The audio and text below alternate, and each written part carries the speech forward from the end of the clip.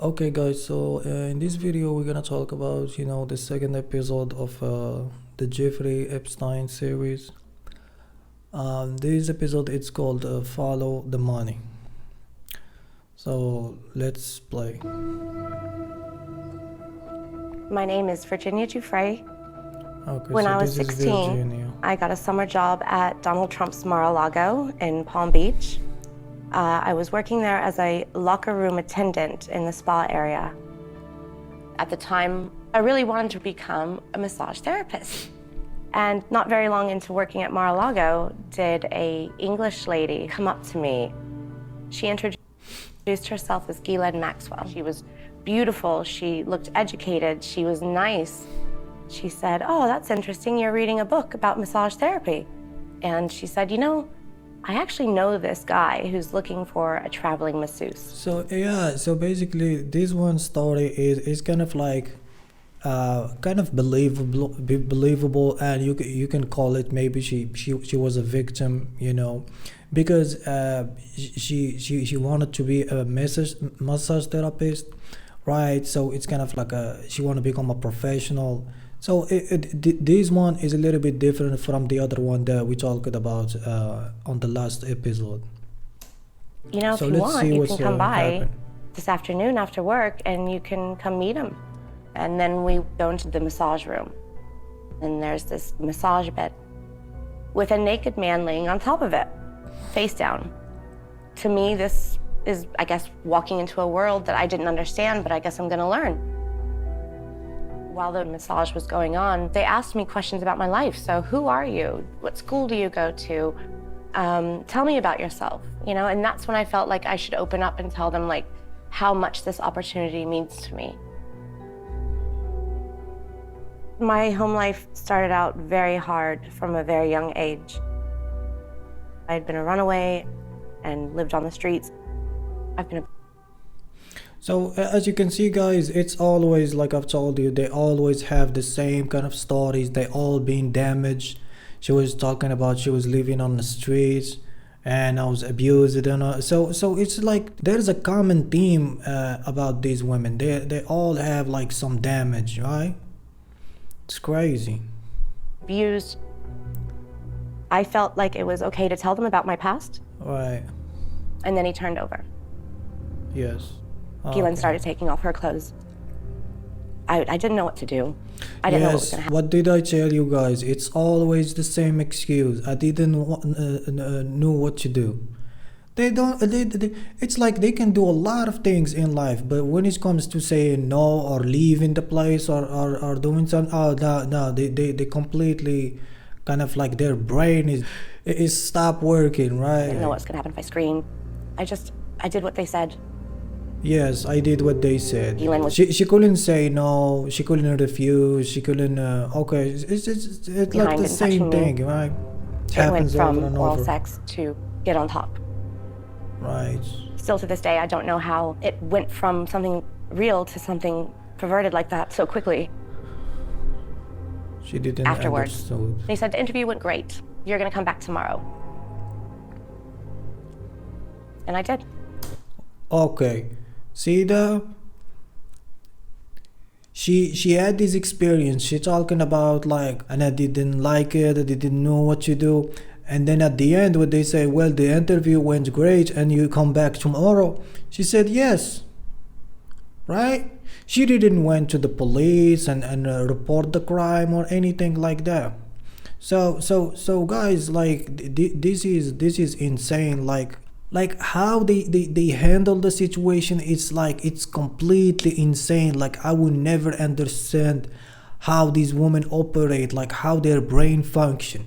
They talking about this is abuse, this is not this is inappropriate and all that nonsense, and then they come back, right?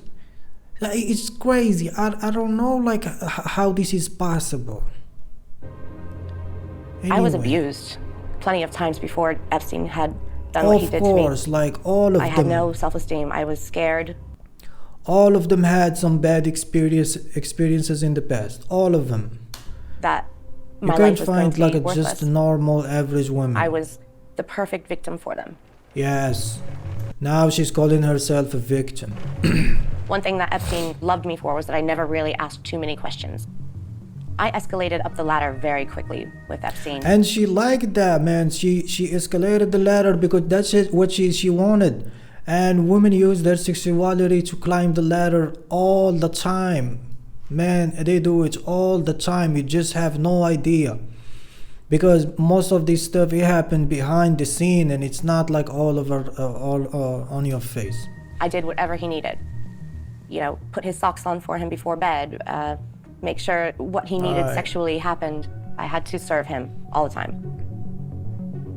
They told me, you're going to do so well, you're going to travel the world, you're going to meet people that you'd never think you'd meet, we're going to put you in circles that you would never even understand.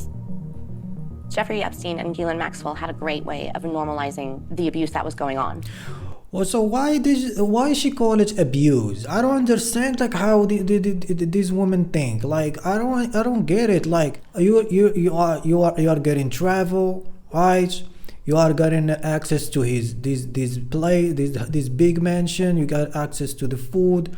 You got access to the money. You got access. You said by yourself that you climb the ladder and all of that.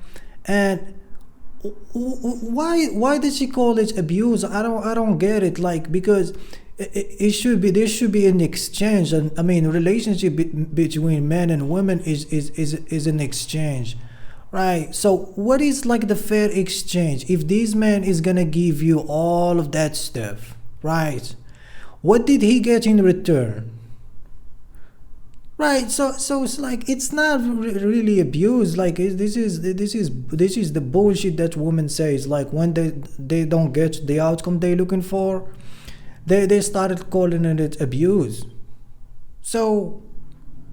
Maybe I'm crazy, but like I'm gonna make it a little bit quicker because women they talk so much. They kind of made it feel like we were in this really deranged family. You know, we would sit back and we would watch movies together. We would go diving together. We would go hiking together. We would go on forerunners together. We would do so many cool activities like that together. They kept saying, "We will get you educated. You will become a real massage therapist one day." Well, so what do you want? They're doing more than your parents, right? They are treating you better than your parents because even your parents couldn't provide all that stuff for you. So what is the problem? I mean, having sex with him, you're gonna have sex with other men for free, and you're not getting anything in return. So at least if you're having sex with this man, at least you're going to get a job, and you're getting all this education, and you're getting all this experience, this luxury lifestyle. I mean, I don't see what did she bring to the table to call it like where it's just abuse. I mean, you're getting all these things, and I don't understand like how's this exchange should go. Like somebody has to explain to me because I don't understand. Like, okay, but under the premise that afterwards you're back to the abuse. Oh yeah, and abuse. Unfortunately, I didn't see my life getting any better, so I stayed. Well, why did you stay?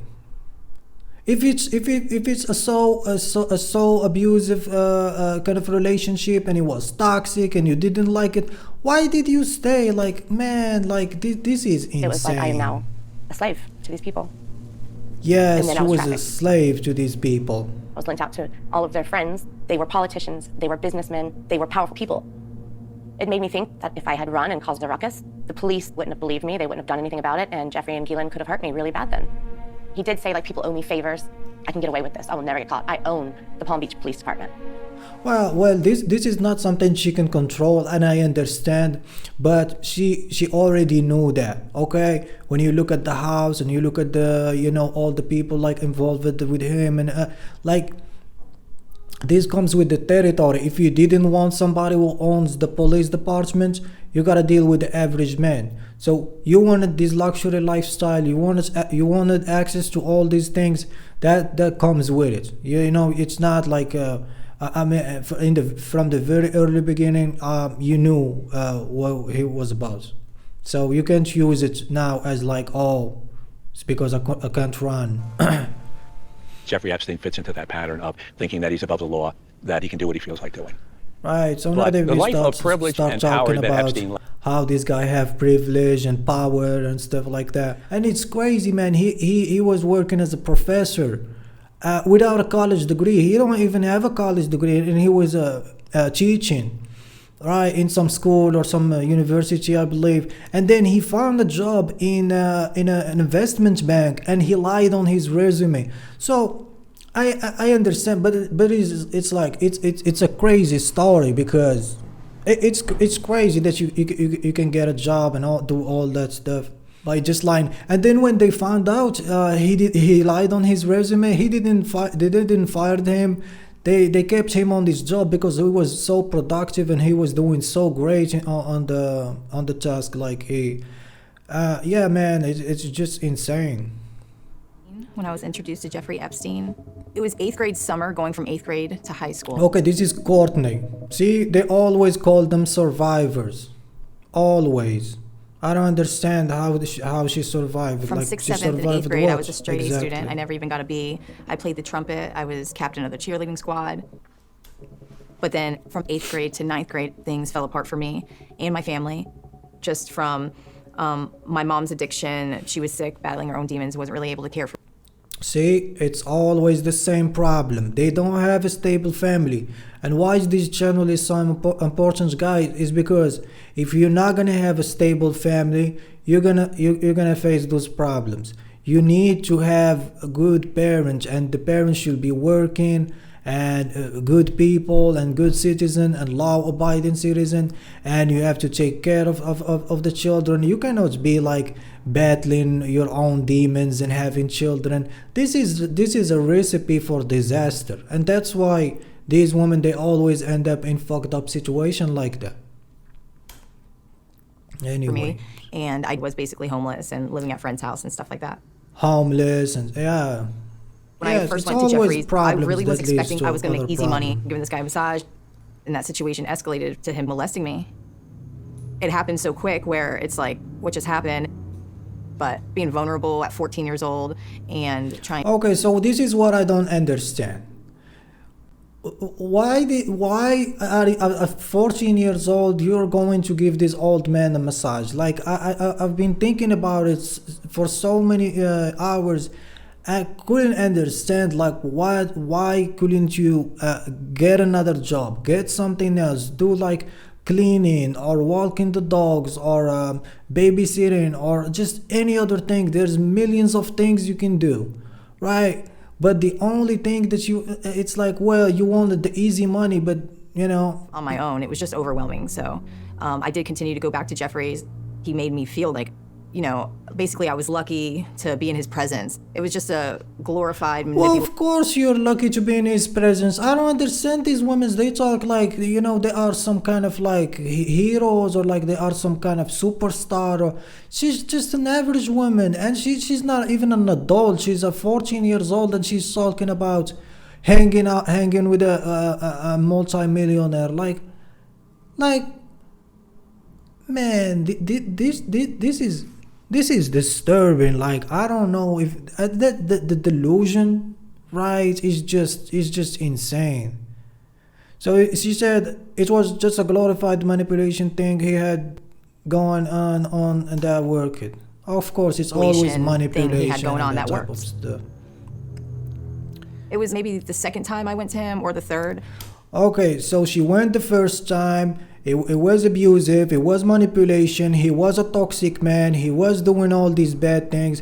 Then she went the second time and the third time. He asked me, do I have any friends? yeah. Can I bring anybody? And he would give me $200 and the person $200 in my time frame of going for 3 to 4 years. Yes, so she been going there for 3 to 4 years. And listen how many I at least brought him at women 40 did she girls. bring. Listen to this nonsense. I at least brought him at 40. She went for 3 to 4 years, and she brought him about 40 to 60 girls. That's gonna be, at least in my opinion, that's gonna be at least 100 or maybe 200 girls. You never know. It's like asking women their body count. They never tell you exactly the number. They always give you a lower number. So that's exactly what's happening here. She didn't want to look bad in front of a camera, so she gave. But even those numbers, I mean, between 40 and 60 girl, man, this is insane. This is insane, and these women are kind of like, you know, see the conflict. You got, he was abusing me and he was doing all these things that I didn't like, but at the same time I was working for him for 3 years and I brought 40 to 60 girls. Well, if it was such a bad situation for you, why did you decide to bring all these girls? They all also are underage and all that stuff. This is wrong, this is crazy. But I just became okay with that because of what he offered. She was okay with it because of the money.